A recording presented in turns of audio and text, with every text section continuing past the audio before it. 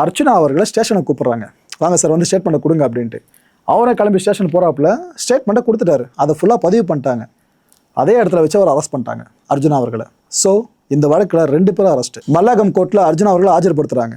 அங்கே கோர்ட் என்ன சொல்லிடுச்சு, சரி ஓகே அந்த லேடிக்கு நாளைக்கு வரைக்கும் கஸ்டடி சொன்னல, இவரையும் கஸ்டடியில் வச்சு விசாரிங்க, என்ன சொல்கிற என்ன எதுன்ற ஸ்டேட்மெண்ட் ஃபுல்லாக வாங்கிக்கிங்களா அப்படின்னு கோர்ட்டு சொல்லவே இவரை கஸ்டடி சார்ந்த ப்ராசஸில் எடுக்க போலீஸார் ஆயத்தமாயாச்சு. சிட்டிங் எம்பிங்க மறந்துடாதீங்க. இன்னொரு பக்கம் அவரோட கை துப்பாக்கி இருக்குல்ல, அந்த பிஸ்டலு, இதையும் போலீஸார் கைப்பற்றிட்டாங்க. இதில் உள்ளூர் மக்கள் சில பேர் என்ன தெரியுமா சொல்கிறாங்க இந்த விஷயத்தில், அர்ச்சனாவுக்கு ஆயுதம் தர்றது மக்களுக்கு ஆபத்துங்க, இதை நாங்கள் ஏற்கனவே அரசுக்கு பல முறை சொல்லிட்டோம், இன்னும் துப்பாக்கி அவர்கிட்ட முழுசாக திரும்ப பெறாமல் இருக்காங்க, அப்பப்போ வாங்கிட்டு கொடுக்கறதுலாம் சரிப்பட்டு வராது, கூடிய சீக்கிரமாக யாரையாச்சும் சுட்டார் அப்படின்னா அது கூட ஆச்சரியப்படுத்தி இல்லாமல் போயிடுங்க, இப்போ எடுத்தவர் சுடத்தை எவ்வளோராகும்ட்டு இப்படிலாம் பேச ஆரம்பிச்சிட்டாங்க. இன்ஃபேக்ட் ராமநாதன் அர்ஜுனா சார்ந்து இலங்கைக்குள்ளே அதிகமான எதிர்ப்பு கணைகள் இருக்குன்னு நினைக்கிறேன். அவரோட வெளிப்பாடு தான் இந்த அளவுக்கு வார்த்தையில் வந்து விடுற மாதிரி இருக்குது. ஒரு பொண்ணுன்னு கூட பார்க்காம இப்படிலாம் மிரட்டுற தப்பு இல்லைங்க, அப்படி பேச ஆரம்பிச்சிட்டாங்க உள்ளூர் பகுதியில் இருக்க பல மக்களும். மக்களுக்காக குரல் கொடுக்கறது தான் பிரதிநிதியோட கடமை, ஒவ்வொரு பிரதிநிதியோட கடமை. இதை மைண்டில் தெளிவாக வச்சுக்கணும்னு நினைக்கிறேன்.